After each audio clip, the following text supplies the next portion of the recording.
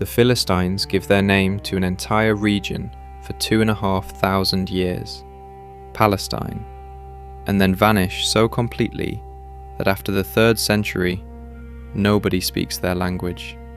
And this isn't one isolated case. There are hundreds of peoples like them, and almost every deported nation simply dissolves, absorbed, blended, forgotten within 2 or 3 generations, with a single exception. And today is about that exception. A column of people stretches along an irrigation canal somewhere on the plain between Kish and Nippur, 2 of the oldest cities in Mesopotamia, flat, brown land that stinks of standing water, where the only landmarks are earthen embankments and date palms. The early 6th century before our era, or before Christ, whichever you prefer. The exact date doesn't matter.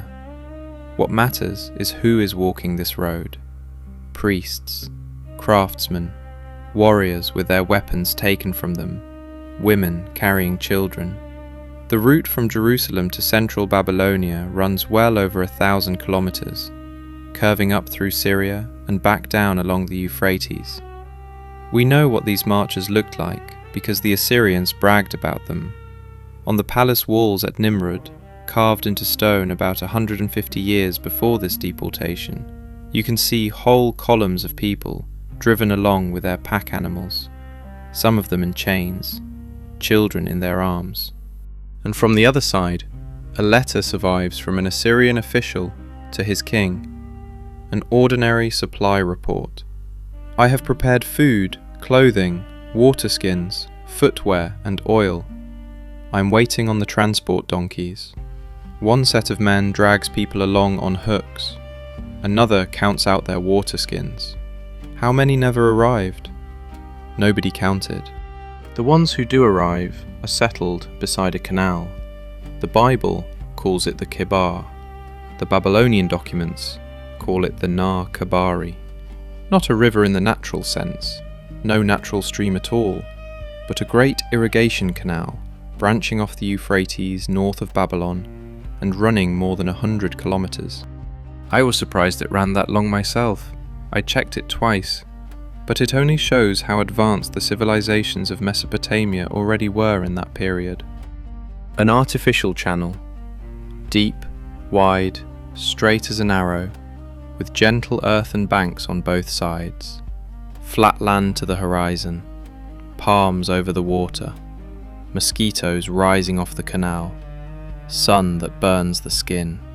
There, beside that channel, someone begins to sing. By the rivers of Babylon, there we sat down and wept, remembering Zion. You know who else sang that? Boney M, if the disco era rings any bells. I'd completely forgotten their song borrows from this psalm, until it wandered into my head while I was writing. This is Psalm 137, 3 parts, each one worse than the last. First, the lament. The Babylonians hang their harps on the willows and demand a song. Sing us one of the songs of Zion, and they refuse, because you cannot sing the Lord's song on foreign soil. Second, the oath. If I forget you, Jerusalem, let my right hand forget its skill, meaning, let my right hand refuse to obey, let it fail me, let it never play another note, a curse laid on your own body. And the third is a curse of a different kind, the kind that turns your stomach. Blessed is the one who seizes your infants and dashes them against the rocks. Babylon is to be treated exactly as it treated the children of Judah, an eye for an eye, an infant for an infant. This psalm is the starting point for a question that keeps coming back across this series, and you'll see for yourselves how many times. A simple question. Why did these particular people survive? Deportation in the ancient world is the norm. The Assyrians deported millions over the 250 years of their empire, more than 150 documented cases. You enjoy watching videos on Jewish history, and you leave genuinely rich comments.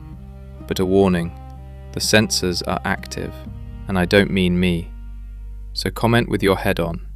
There was a missing episode, a kind of prequel, how all of this began from the very start, how the kingdoms of Israel came into being, and why they vanished. It was meant to be one episode, but I split it into two. There's simply too much material, and cramming it into one would make it impossible to tell properly. Let me know what you think. Why is it the Jews who survived, while the rest are only in the history books? Alright, I won't drag it out, back to the story. To make sense of this exception, we need to go back about 600 years, to a strip of land that may be the worst possible place on earth for a homeland, a bit like Poland in a way. Another country that drew a poor hand geographically, wedged between larger powers with a long habit of marching through, but that's for another day. Canaan, a narrow band of land between the sea and the desert, maybe 160 kilometers across at its widest. Two of the great trade routes of the ancient world run through this sliver. The Via Maris along the coast, the fastest road from Egypt heading north. The King's Highway through Transjordan, the alternative through the interior. Two arteries linking Egypt with Mesopotamia. Every empire marching from Africa into Asia, or back again, passes through here, through your field, with an army. Canaan has the bad luck of lying on everyone's road. The tablets from Tel El Amarna, 400 clay tablets written in cuneiform, found in Egypt in the ruins of Pharaoh Akhenaten's palace from the 14th century before our era. Cuneiform, for anyone who doesn't know, is what you get when you press a reed stylus into wet clay, an ancient keyboard. The tablets show how this works in practice. The petty rulers of Canaanite city-states write desperate letters to Pharaoh. They complain about their neighbours, about bandits called the Habiru, about the missing garrison. They beg for help, for troops, for silver. Pharaoh doesn't answer. And the ones doing the complaining aren't innocent either, because they're informing on each other, accusing each other of treason, stealing each other's territory. Canaan is basically small local wars of everyone against everyone, running like that for a few hundred years straight. Near the end of the 13th century before our era, this world ends. The entire system collapses. Mycenae falls, the Hittites fall, Ugarit burns, Egypt shrinks. Historians call it the Bronze Age collapse. And bronze sounds strange, so let me explain. The whole ancient world rested on a trade network of tin and copper, the two metals you combine to make bronze for weapons and tools. When that trade network snapped, and it snapped because of droughts, earthquakes, invasions, probably all of it at once, the entire system built on top of it came down. Out of that vacuum, two groups emerge who will collide for the next 200 years. The Philistines come off the sea onto the coast. The Israelites come down from the hills into the valleys. A race for the same territory. Who were the Philistines? Ramesses III, one of the last great pharaohs, describes them on the walls of his mortuary temple around the turn of the 13th and 12th centuries. The foreign lands made a conspiracy in their islands. All at once the lands were removed. No country could stand before their arms. Peleset, the Egyptians call them, the Sea Peoples, a federation of nations, maybe refugees, maybe invaders, maybe both at once, who appeared out of nowhere and swept away half the civilized world. Where did they come from? From across the sea, from the west. But beyond that, the fog closes in. DNA, studies of remains from Ashkelon, point to a flow of genes from the Aegean. maybe Sardinia, maybe Iberia. The Bible speaks of Kaftor, traditionally Crete. The fact is that after 2 or 3 generations, this European genetic trace disappears. The Philistines mix with the locals, but before they vanish genetically, they had time to build a real power. 5 cities: Gaza, Ashkelon, Ashdod, Ekron, Gath. Gath turned out to be a monster. The site of Tel Es-Safi, excavated by Aaron Meir of Bar Ilan University. More than 100 acres in the 11th and 10th centuries. This whole story takes place before our era, so unless I say otherwise, every date and every century is before Christ. Cyclopean walls, stone blocks so large that centuries later the biblical authors looked at the ruins and drew a conclusion. Giants must have built this. Hence Goliath. Hence the myths of Philistine giants. Meir is merciless here. No anthropological data supports the idea that the Philistines were any taller than their neighbours. Gath imposed its authority on the early Judahite settlements up in the hills, the absolute hegemon of the lowland foothill zone between the coast and the mountains. There's also an ostracon from Gath, a shard of pottery, carrying 2 names that sound similar to the biblical Goliath. Meir stresses the point. This is not Goliath's inscription. Nobody found the giant's business card. But it proves that names of that type were in use there in the age of David. The myth of the giant grew out of real names and real walls. At Ashdod, archaeologists found a cult centre with offering platforms, Aegean pottery, Mycenaean-style hearths, and a figurine of a goddess merging with her throne, a hybrid of Aegean form and Near Eastern iconography. At Ekron, in the later layers from the 7th century, more than 100 large olive presses, the largest known olive oil production complex in the ancient world, exporting to Egypt and Mesopotamia. Overseen, according to a royal inscription, by 5 generations of Philistine rulers. These are not some villages out on the margins. The Bible says plainly what the Philistines meant. There was no blacksmith to be found in all the land of Israel. For the Philistines said, "Lest the Hebrews make themselves swords or spears." Only Saul and his son Jonathan had a sword. A monopoly on iron? Probably an exaggeration. The metallurgists suggest it's more of a literary motif, but it entered the canon because it captured an emotional truth. The Philistines were stronger, better cities, better organisation, better weapons. For 200 years, that's how it looked. And the irony? A people who will disappear completely, so totally that after the 4th or 3rd century nobody speaks Philistine, gives its name to an entire region for 2,500 years. Palestine, from Peliset. The name outlasted the people who carried it by 25 centuries. On the other side, up in the hills of central Canaan, a people that isn't yet a nation. Hundreds of small, unfortified settlements, more than 400 in Ephraim alone by Finkelstein's count, with one striking feature: the complete absence of pig bones. On the coast, among the Philistines, the pig is everywhere. In the hills, none. They knew who they were by what they didn't eat. The only trace of this people outside the Bible is a single line on an Egyptian stele, a stone block with an inscribed text, something like a monument with a message. The stele of Pharaoh Meneptah, end of the 13th century, found at Thebes at the end of the 19th century. Israel is laid waste, its seed is no more. The Egyptian scribe wrote Israel with a different sign than the names of cities, a sign that marks a people, not buildings.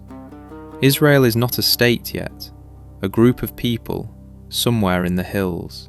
These people live for 200 years with no state. What we know about this period comes from the biblical book of Judges. the Shoftim, and the judges are not judges in today's sense, no benches, no robes. Charismatic leaders for a time of crisis who vanish once it passes. More tribal legend than chronicle, but they say something about the world they grew out of.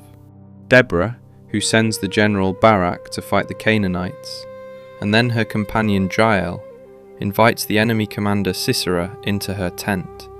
She gives him milk, covers him with a blanket, waits for him to fall asleep, and when Sisera lies with his head on the cushion, Jael takes a tent peg and a mallet, kneels beside him, and drives the peg through his temple, all the way through, into the ground beneath.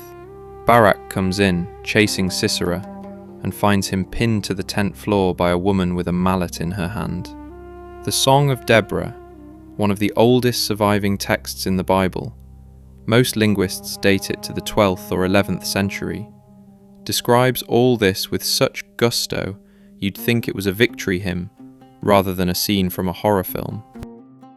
Samson, a name from the sun, superhuman strength, riddles, a treacherous woman. More a figure from folklore than from any chronicle. He was a Nazarite, meaning he'd sworn a special vow to God. No wine, no touching corpses, no cutting his hair. He broke all three conditions in turn. He dies because he couldn't keep a secret around women.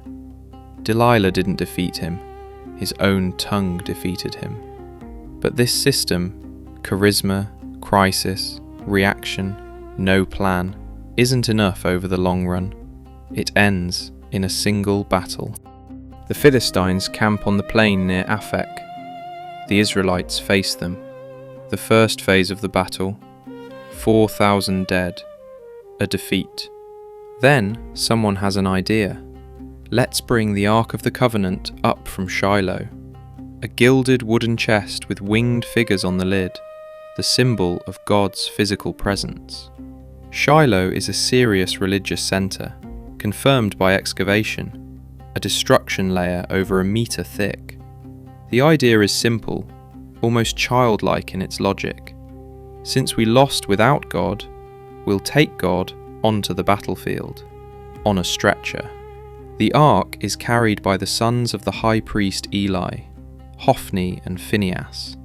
The Bible has not one good word for them. The ark doesn't help. The Philistines win a second time. 30,000 dead, heavily inflated no doubt, but an absolute catastrophe. Hophni and Phinehas are killed. The ark, captured, in foreign hands. Old Eli, 98 years old, so the text says, sits on a chair by the gate of Shiloh and waits. A runner bursts in. The sons are dead, the army is broken, the ark is taken. Eli falls off his chair, breaks his neck, dies on the spot. Phinehas's wife gives birth to a son at that very moment. She names him Ichabod. In Hebrew, the glory has departed from Israel. She dies too. The story of the ark doesn't end there. It ends up in Ashdod, in the temple of the god Dagon. The next morning, the statue of Dagon lies face down before the ark, as if it had fallen on its face, as if it had bowed. They set it back up. The next morning it lies there again, but with its hands and head hacked off, resting on the threshold. A plague breaks out in the city. Swellings, tumours, something. The Hebrew text says ophalim, traditionally tumours, though some scholars, suggest something more intimate. I won't dig into it, but I'll say this much.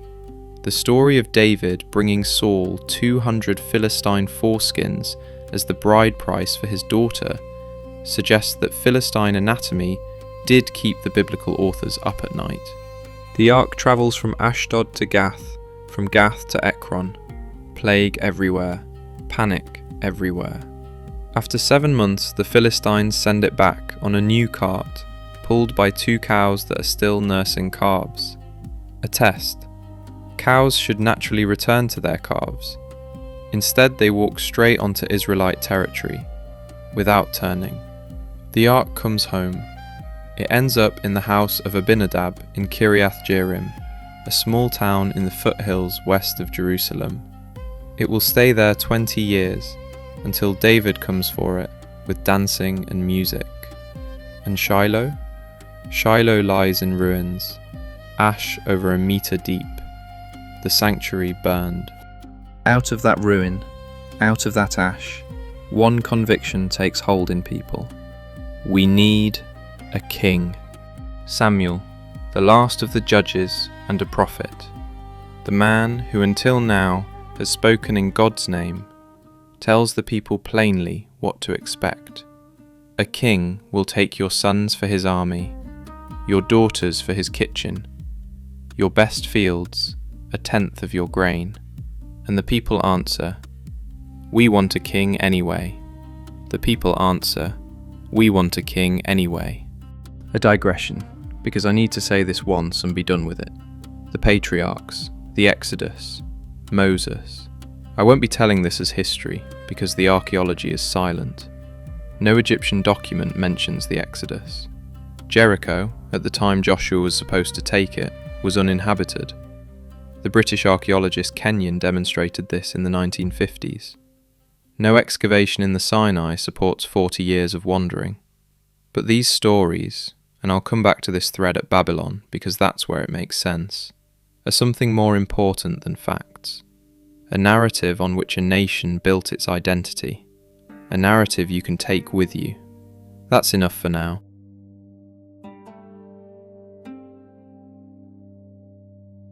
The first king, chosen reluctantly because God and the prophet Samuel both thought monarchy was a bad idea, comes from the tiny tribe of Benjamin.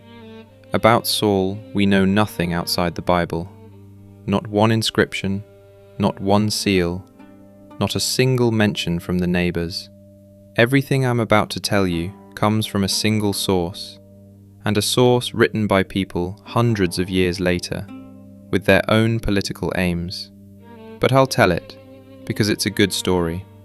Anointed at Ramah, confirmed publicly at Mizpah, Saul has one virtue. At Jabesh in Gilead, he crushes the Ammonites, whose condition for peace had been, and this is no joke, gouging out the right eye of every inhabitant. Saul put a stop to it. Jabesh, remember it. And then Saul meets David.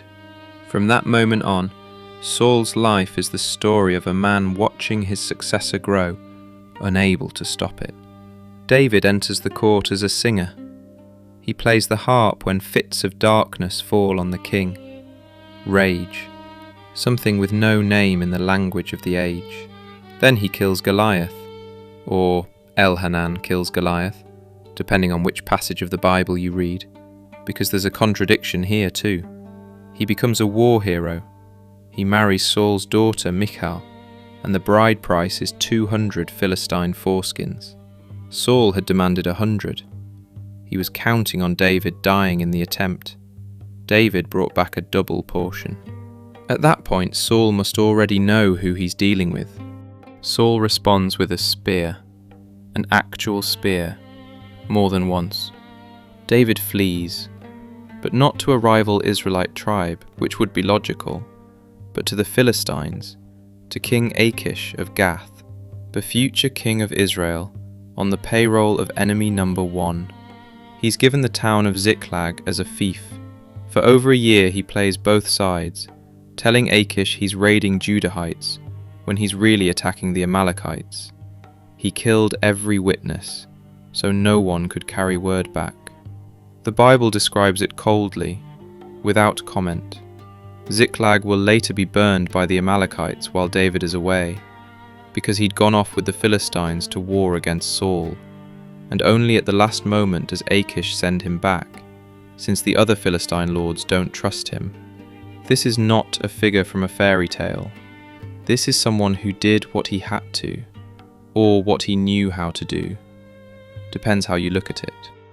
And Saul, in the dark, A visit to the witch of Endor. The only scene of raising the dead in the entire Bible. Samuel is already dead, but Saul wants to know.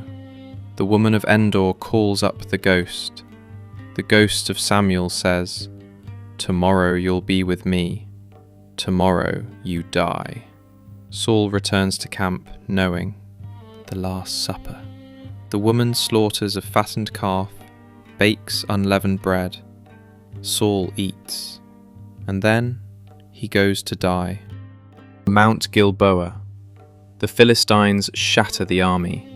3 sons die. Jonathan, Abinadab, Malchishua. Saul, badly wounded by arrows, asks his armor-bearer to finish him. The armor-bearer refuses out of fear. Saul falls on his own sword. The armor-bearer does the same. The Philistines cut off his head, display it in a temple, and hang the bodies on the walls of Beth-shean, a Philistine fortress above the Jordan. How long did he reign? The Masoretic text, the oldest surviving Hebrew version of the Bible, says 2 years, which is absurd. The longer tradition, Acts and Josephus, says 40. 2 accounts of the same king, 2 different answers. We don't know. At night, the men of Jabesh, the same Jabesh that Saul rescued at the very beginning, a generation earlier, they come in the darkness, take the bodies down from the walls, carry them home, burn them, bury the bones under a tamarisk. A return of a favour from 30 years before. It's about the only truly beautiful thing in this whole story, because all the rest is really just blood and politics. David plays it patiently. He doesn't take the throne at once. He becomes king of Judah alone, of the south, in Hebron. For 7.5 years he coexists with the remnants of Saul's dynasty.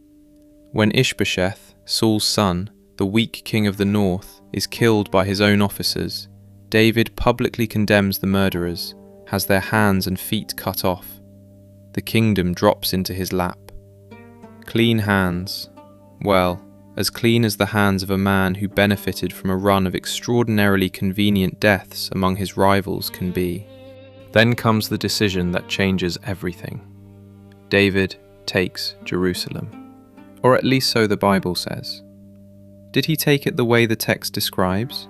Through a water tunnel, past the Jebusites who mocked him? We don't know. Eilat Mazar claimed she'd found David's palace. Finkelstein answered that it might be a structure from the Greek period, hundreds of years after David. The argument has run since the 1990s, and it doesn't look like anyone has convinced anyone. But something happened there, because the dynasty existed. The stele from Tel Dan confirms it.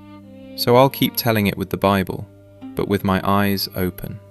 The genius of the decision comes down to one thing. David rules 12 tribes that don't like each other. The south is his base. The north watches with suspicion. If he sets his capital in the city of one of the tribes, the rest take offence. Like a conciliatory new prime minister who has to choose a seat of government, and every city he picks will annoy somebody. So he takes Jerusalem. Jebusite, foreign, neutral. No tribe can say, "This is ours." Something like Washington, D.C., carved out on purpose, or Brasilia. And then he moves the Ark of the Covenant there. The same Ark that came back from the Philistines and stood 20 years in Kiriath Jearim. One stroke, and suddenly you have politics, religion, and geography bundled together. Except this Jerusalem, how many people did it hold? 500? 700? Gever, an archaeologist who specialises in the population of ancient Jerusalem, gives 500 to 700. Finkelstein gives 5,000 for the whole highland of Judah. 11 acres. A capital, yes. A little town. The only proof outside the Bible is the stele from Tel Dan, dug up in the north of the country in the summer of 1993. A stone inscription in Aramaic, most likely from Hazael, king of Damascus, late 9th century. One phrase, Bet David, the house of David. That's all. And the Bible describes this king with ruthless honesty, which is probably the strongest argument for the text's reliability, because if someone were writing propaganda, they wouldn't leave in the story of Uriah. David sees a beautiful woman from the palace roof, Bathsheba, wife of Uriah the Hittite, one of his most loyal officers away at the front. He sleeps with her. Pregnancy. David summons Uriah under the pretext of a report. The plan is simple. Uriah will go home, sleep with his wife. The child will be attributed to him. Uriah arrives. David says, "Go home, rest." Uriah refuses. "My comrades are sleeping in the field," he says. "I won't sleep in a warm bed while they lie in the mud." David gets him drunk. Drunk, Uriah still doesn't go to his wife. He sleeps at the palace entrance with the other soldiers. In desperation, David writes a letter to Joab, the commander of his army, his man for the dirty work. The order: put Uriah at the fiercest point of the battle, then pull back. Uriah carries the letter himself. He doesn't know what he's carrying. He's carrying his own death sentence. Uriah dies. The prophet Nathan comes. He tells a parable about a rich man who took a poor man's only lamb. David erupts. That man deserves to die. 4 words from Nathan. You are the man. David doesn't have him executed. He says, I have sinned. That stops me every single time. No Mesopotamian chronicle would describe a founder king as an adulterer and the man who ordered a murder. Gilgamesh is a demigod. Pharaoh is the son of Ra. David is a man who failed. It's believable because it's dirty. David's son builds the first temple. But before I tell you about the building, a caveat. Finkelstein argues that the united monarchy of David and Solomon in its biblical shape is a myth. Propaganda of King Josiah in the 7th century, who needed a great ancestor. The real first state in the region, Finkelstein says, is the northern kingdom under the Omrids, 9th century. That monumental architecture at Megiddo, Hatzor, and Gezer that Yadin attributed to Solomon? Maybe Ahab, not Solomon. Dever and Mazar disagree. The argument has run for 30 years. I'm telling the biblical tradition because a nation built its identity on it. But I'll say it plainly, we don't know how much of this is history and how much is legend. So, the temple. To give weight to what happens in 100 years and in 400, you have to know what it was. The God of this religion lived under one specific roof, on one specific hill, in one specific city. Nowhere else. A building in Jerusalem. Inside it, a chamber, the Holy of Holies. One man enters there, once a year, on Yom Kippur, the Day of Atonement, the holiest day of the Jewish year, the High Priest. There, between the golden winged figures, above the Ark of the Covenant, the presence of God dwells. One place on earth, literally one.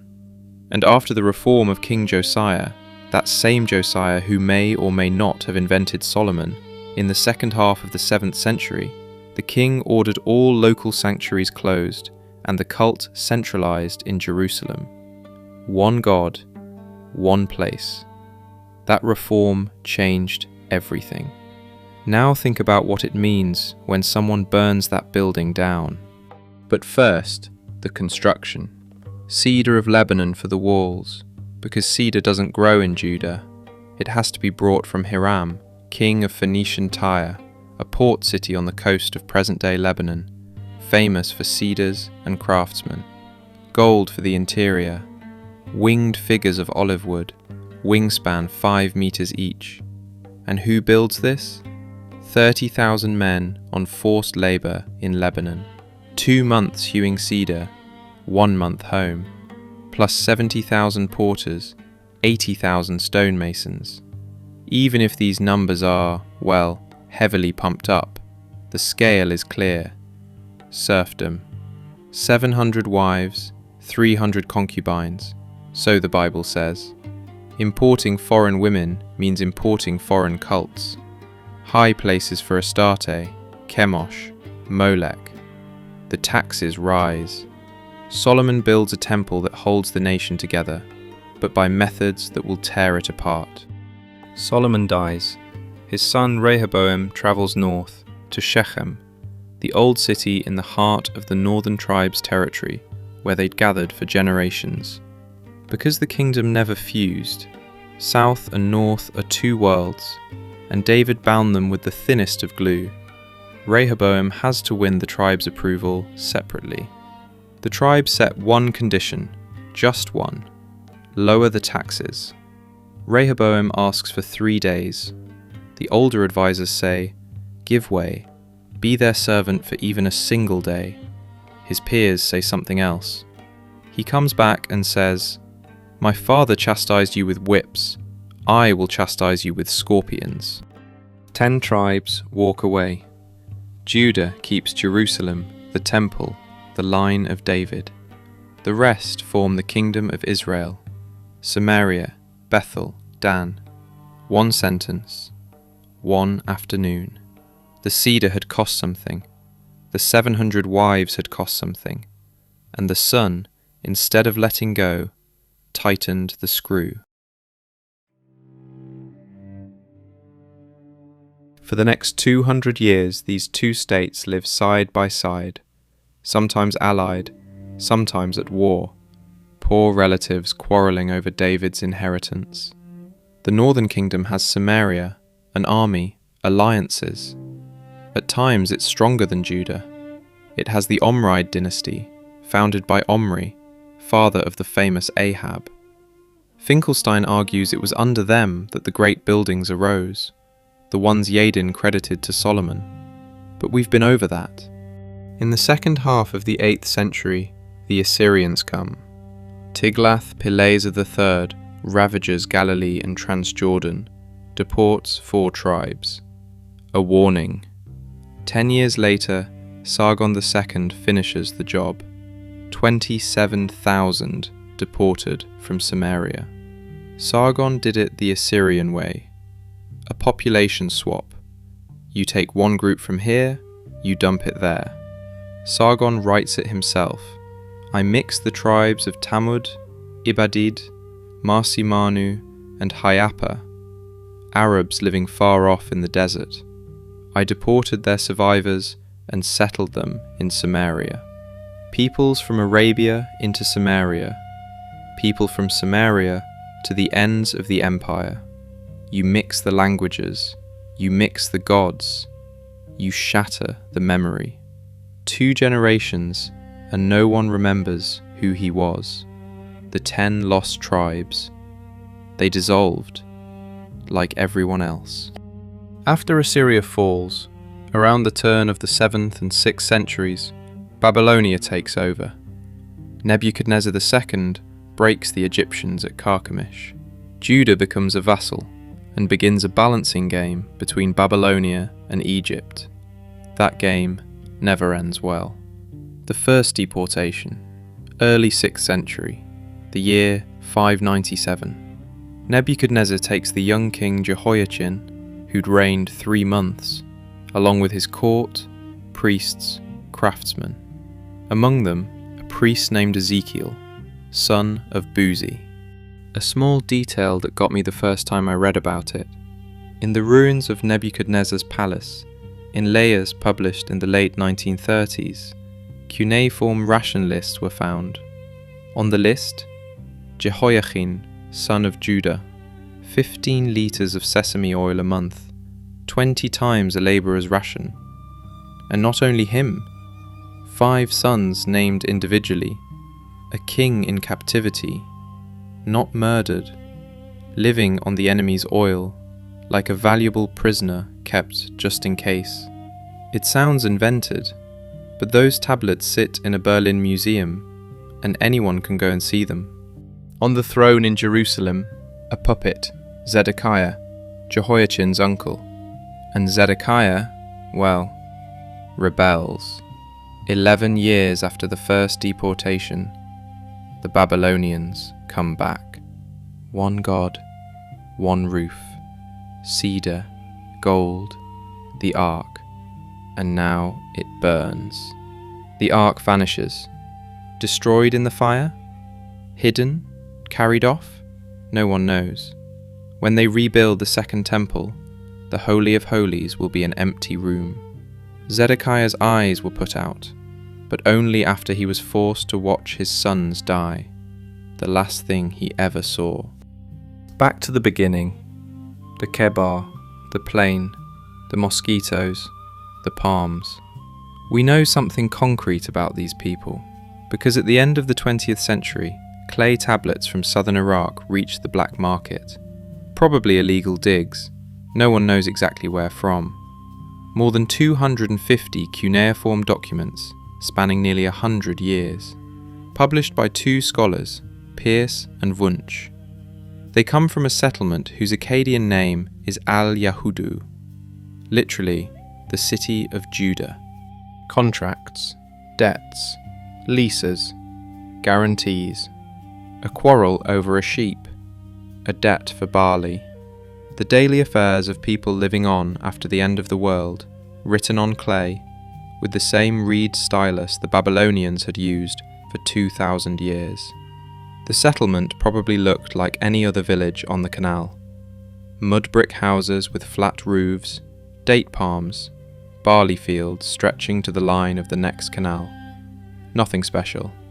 But the names on the tablets, that's another matter. Beside Al-Yahudu, a settlement called Al-Hazatu, the city of Gaza, deported Philistines. Neighbours, Judahites and Philistines on the same ground, in the same system. But the Philistines of Al-Hazatu disappeared. The Judahites didn't. On the tablets, names: Yahulachin, Shalamyama, Rapayama. Names built from the name of God. They hold on for 4-5 generations, well over 100 years after the deportation. In Sipar, another Babylonian city, the Judahites were dropping God's name from their children's names by the second generation. In Al-Yahudu, they didn't. Babylon deported differently than Assyria. The Assyrians dispersed people deliberately. The Babylonians settled them in clusters on undeveloped land. You got a piece of crown land, you paid taxes, you worked, you served in the army. Not a slave, not free. Something in between. You sit on someone else's land, you work on someone else's account, but no one beats you and no one sells you. You live among your own. Your neighbours carry names from the same God. That gentler system, as it turned out, was exactly what let these people survive. Except the system alone isn't the whole answer.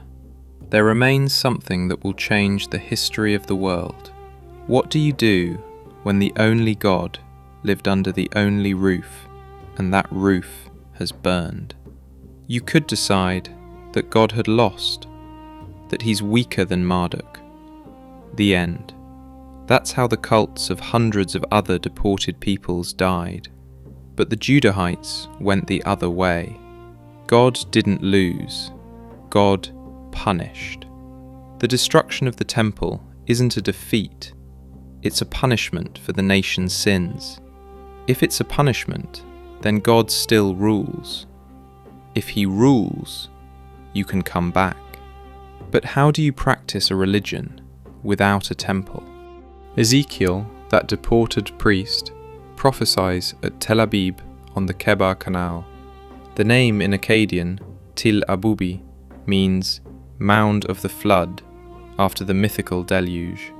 When Nahum Sokolow, one of the fathers of Zionism, a journalist and translator, named a new city in Palestine, Tel Aviv, more than 2,000 years later, he rendered it as Hill of Spring. But at the source, it's a mound of destruction, like Palestine from the Philistines. Names in this story like to mean something other than you'd think. There, at Tel Aviv, among the deportees, something new takes shape. The Sabbath, a day of rest that needs no building, only a calendar. You can keep it in Babylon, exactly as in Jerusalem. On the tablets from Al Yahudu there's a trace. Statistically, fewer transactions on Saturdays, which would suggest they were observing the day. It's disputed. One scholar found a tablet dated to a Sabbath and questioned the method. But the very fact that we're arguing over a single tablet as an anomaly says a lot. Public reading of the Torah. You don't need an altar. You need a scroll and someone who can read, and a translator into Aramaic, because after 2 generations in Babylonia, some of the people don't understand Hebrew. Out of this grows the synagogue, a building for reading, not for sacrifice, a completely different concept. And finally, the scripture itself, writing down the tradition, a text you can copy, carry, memorize, a text that can't be burned because it exists in every copy and in every head. The cult moves out of the building. It moves into the calendar, into the scroll, into people's heads. And that shift from stone to word is what holds them together for the next 2,500 years. That's why these people didn't disappear.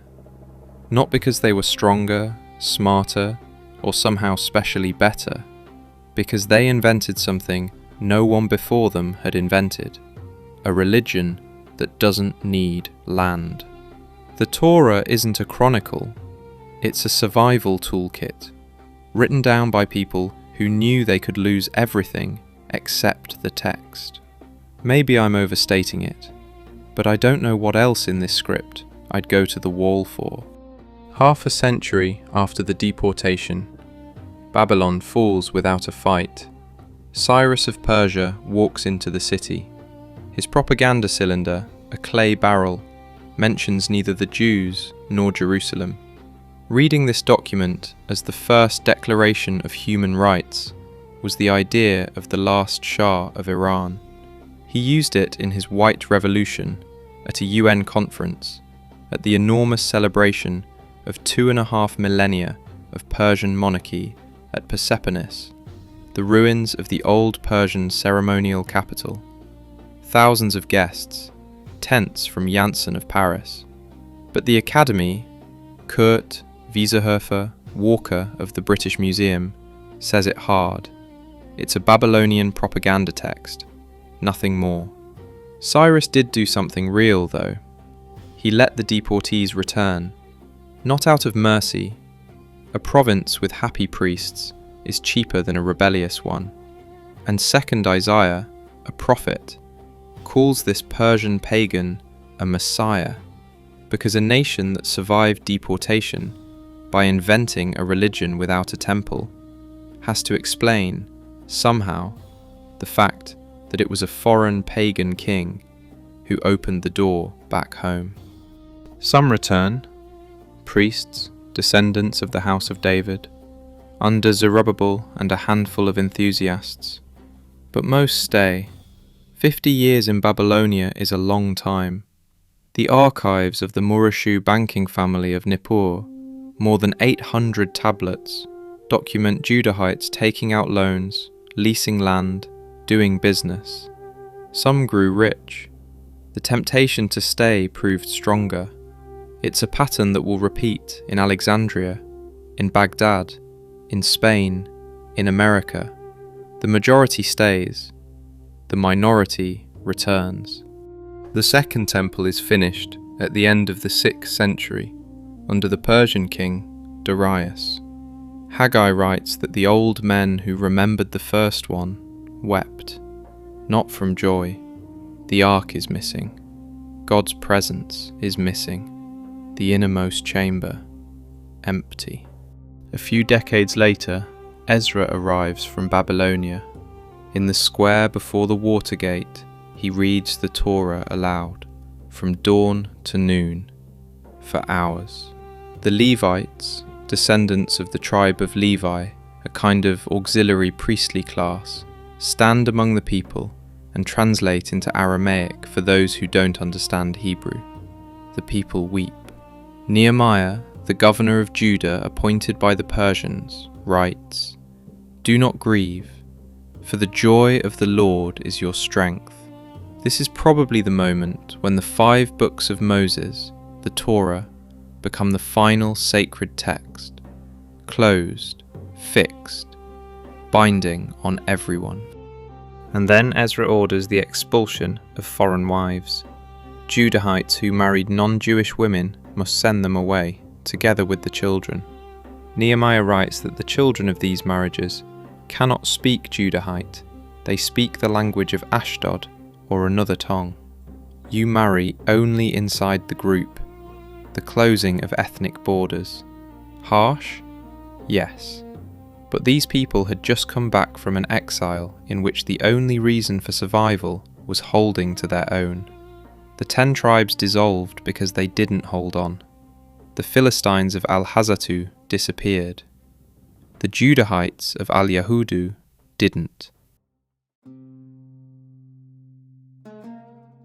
More than 200 years pass under the Persians, 2 centuries in which Judah is a quiet province. The temple functions, trade thrives, and nothing large happens. And then Alexander of Macedon crosses the Levant and changes the whole world. He dies. The generals carve up the empire.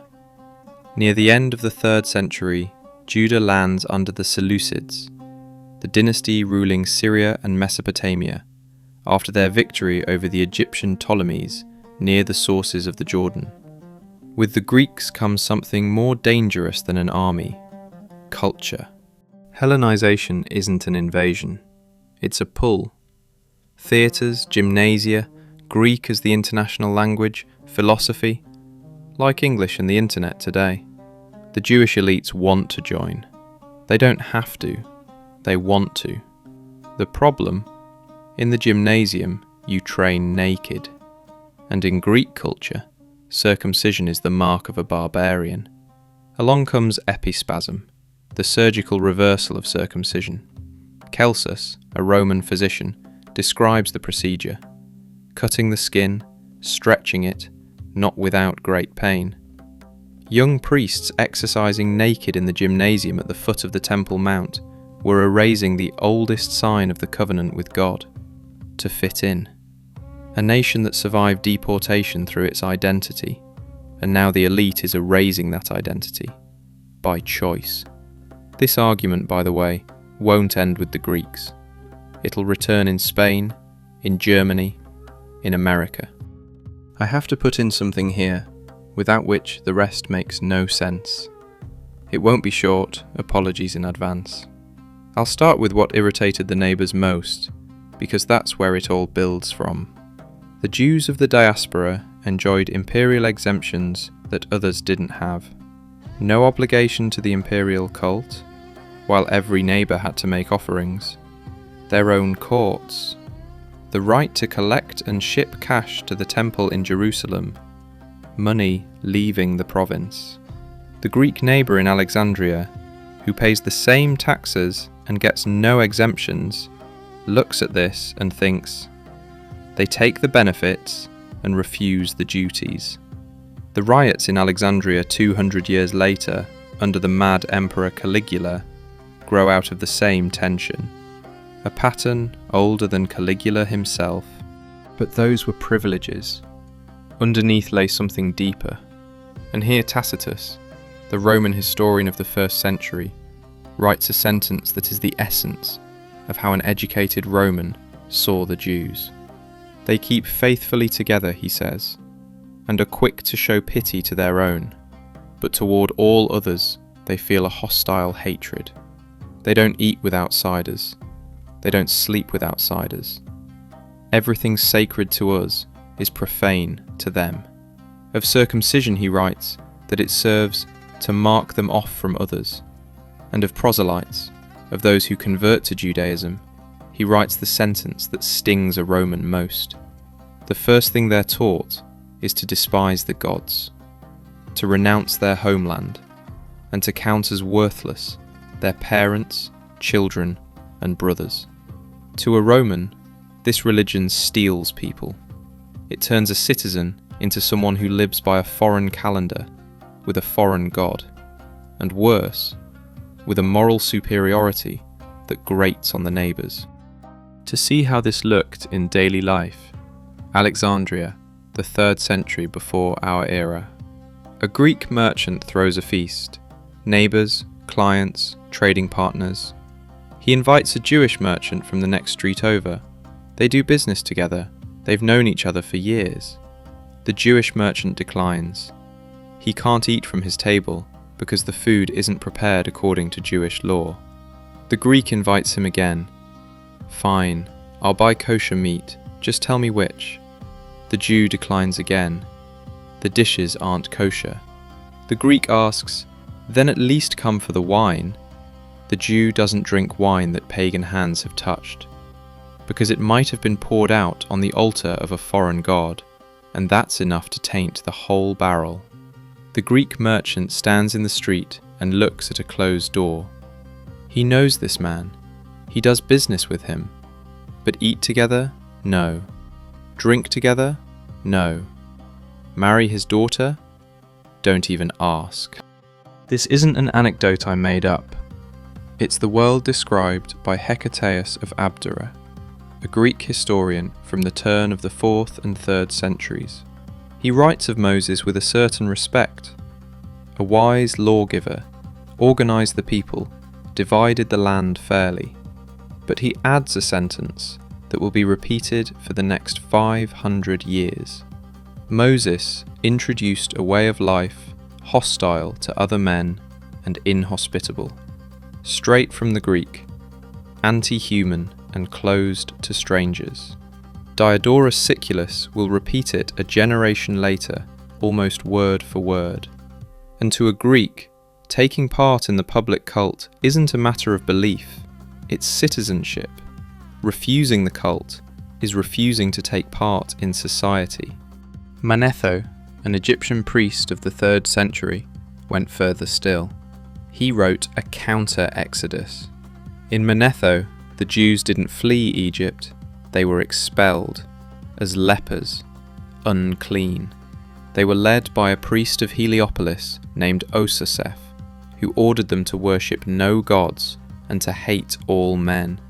Then he changed his name to Moses. Propaganda, obviously. But Josephus, the Jewish historian of the 1st century of our era, who wrote in Greek for the Romans, and is our fullest source for this whole period, would devote a good part of his Against Appion to it, which means this version was circulating, was read, was popular. The neighbours don't understand. Where does this superiority come from? And the Jews can't explain it, because our God is the only God, and your gods are wood and stone, is exactly the answer that makes things worse. I say this not to justify the persecution. Antiochus's decrees remain what they are, but to understand why they met with indifference from everyone around, you have to see both sides. The very thing that saved the Jews, isolation, the closing of the group, the refusal to blend in, was exactly what provoked the hostility. This tension will keep coming back, in every episode, different and the same. In this climate, a Greek neighbour who doesn't understand why a Jew refuses the wine, and a Jew who doesn't understand why the neighbour takes offence, a crisis erupts. What happens next doesn't start with the Seleucids. It starts with the Jewish aristocracy. Jason, brother of the high priest Onias III, the last priest of the legitimate line of Zadok, the only line with the traditional right to the high priesthood, buys the office from Antiochus IV for nearly 600 talents of silver. He turns Jerusalem into a Greek polis, a city-state with its own laws and council. 3 years later, Menelaus outbids him by 300 talents, steals the golden vessels from the temple, and arranges the murder of Onias III. A civil war among the Jewish elites over money and power. Antiochus is the referee. And who is Antiochus IV? His official title, Epiphanes, God manifest. His nickname, from Polybius, one of the most important historians of antiquity, a Greek writing about Rome, Epimanes, the madman. 1 letter's difference. Polybius describes him as someone who slipped out of the palace, gossiped with jewelers, walked the marketplace, shaking people's hands, like a politician handing out flyers. But Polybius isn't neutral. He was friends with a rival of Antiochus, and what he described as madness might have been something simpler. Antiochus spent 14 years in Rome as a diplomatic hostage. He came back with Roman habits into a Hellenistic world that didn't understand them. Mittag, the German historian who wrote a biography of Antiochus, reads it exactly this way. This supposed madman organises a parade at Daphne, a suburb of the Seleucid capital Antioch. 20,000 Macedonians, 5,000 infantry in Roman-style mail, 3,000 Cilicians and Thracians, 5,000 Galatians, 240 pairs of gladiators straight from Rome, 1,000 oxen, hundreds of tables of golden vessels. Madmen don't organise logistics on that scale. Period. Here I have to add something else. Antiochus III, our Antiochus's father, buried the dynasty in debt to Rome. 15,000 talents of silver in instalments after the humiliating peace of Apamea. 15,000 talents is roughly the entire annual budget of the Seleucid state. That debt fell on the son. Antiochus III died trying to rob a temple in Persia to pay it off. The son will repeat the pattern. But first, the humiliation. Antiochus marches into Egypt with an army. 4 miles from Alexandria, the Roman envoy Popilius Lanus draws a circle in the sand around him with a stick. Before you step out of this circle, tell me, do you withdraw or not? Antiochus withdraws. You don't argue with Rome.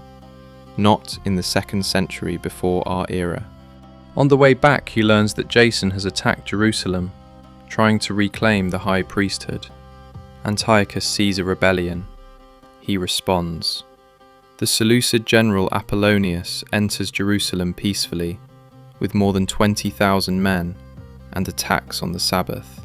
The Hill of David is fortified as the Acra, a Seleucid stronghold, a garrison above the temple, the enemy's eye watching from above.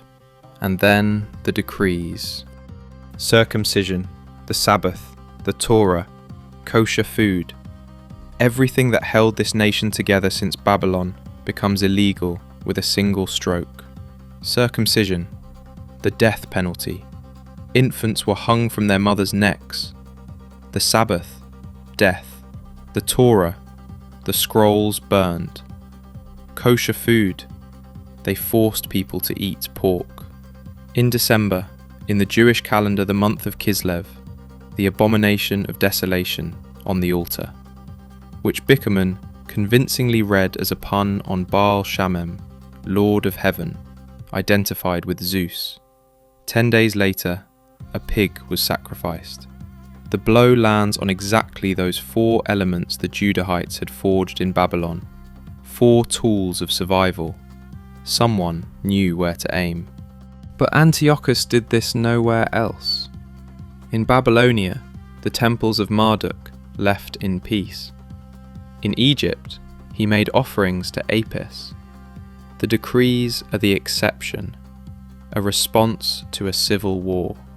And Antiochus will die soon after, trying to rob a temple of a goddess in Persia, just like his father 30 years before, because he desperately needed money to pay off Rome. No one continued the decrees. Modi'in, a small town in the foothills, a stone market square, the smell of olives and donkey. A Seleucid official sets up a pagan altar in the middle of it. People watch.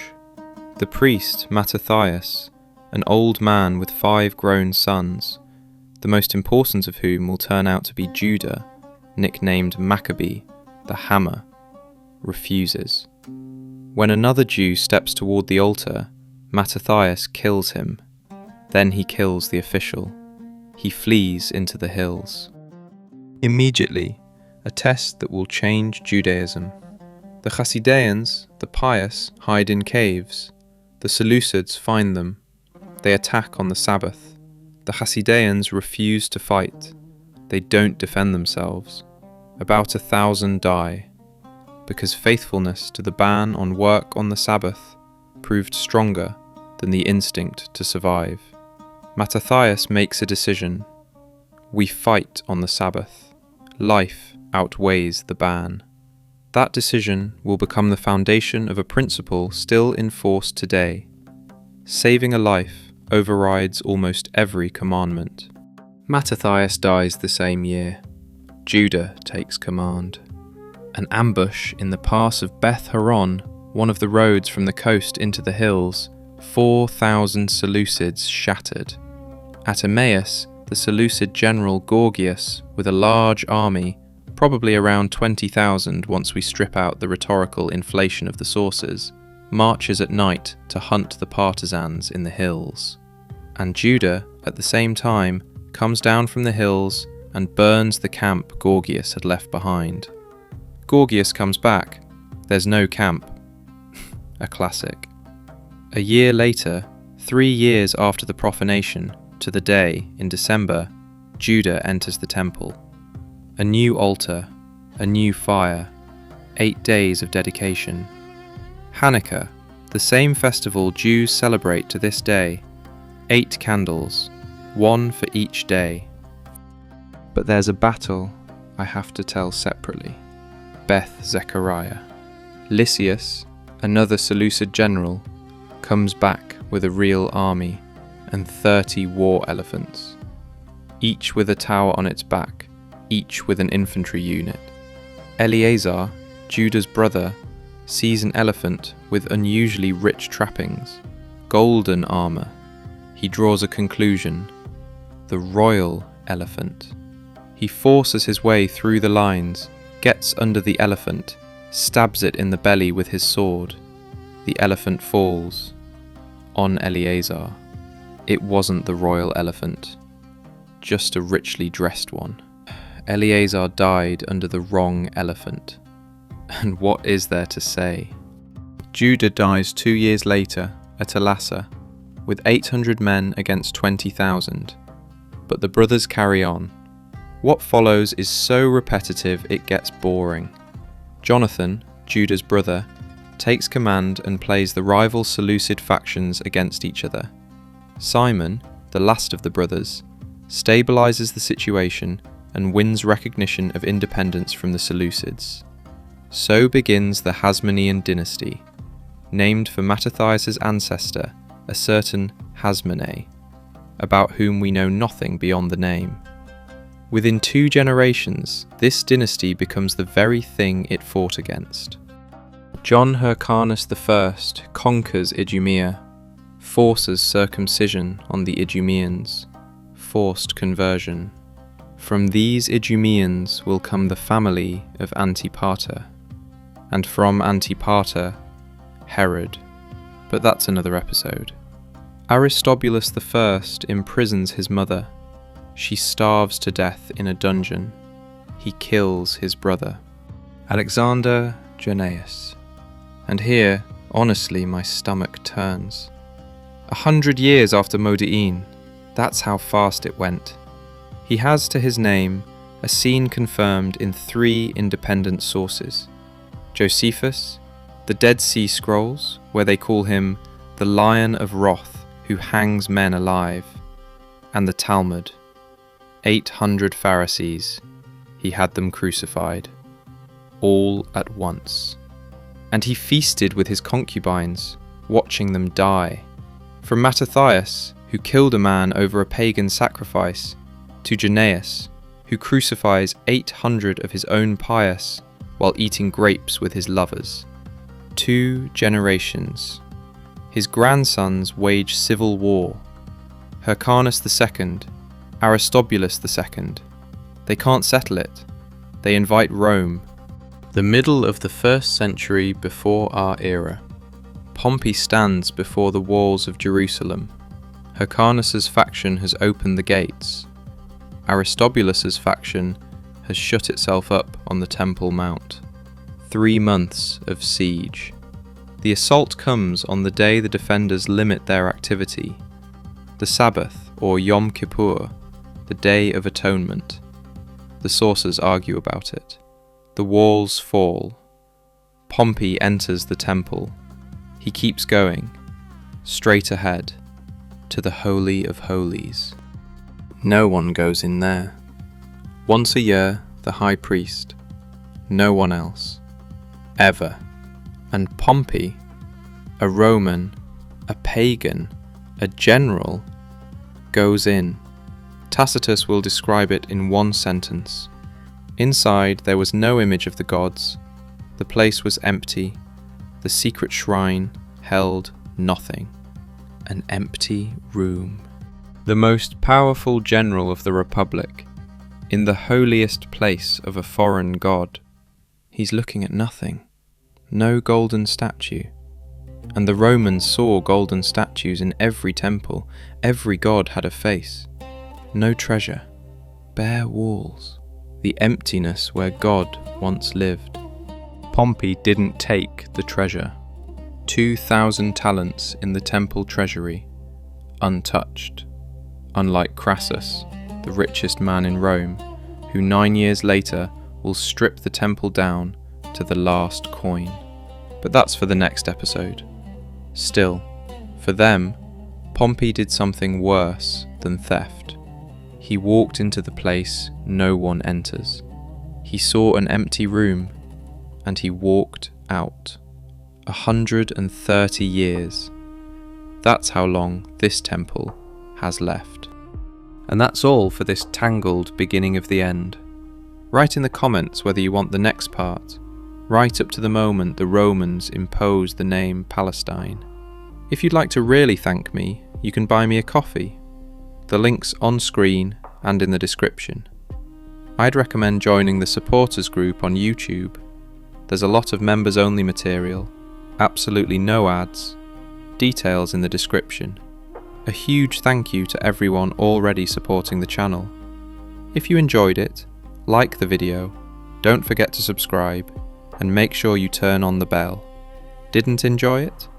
Thanks for watching to the end anyway. YouTube counts that as an important signal. Until next time.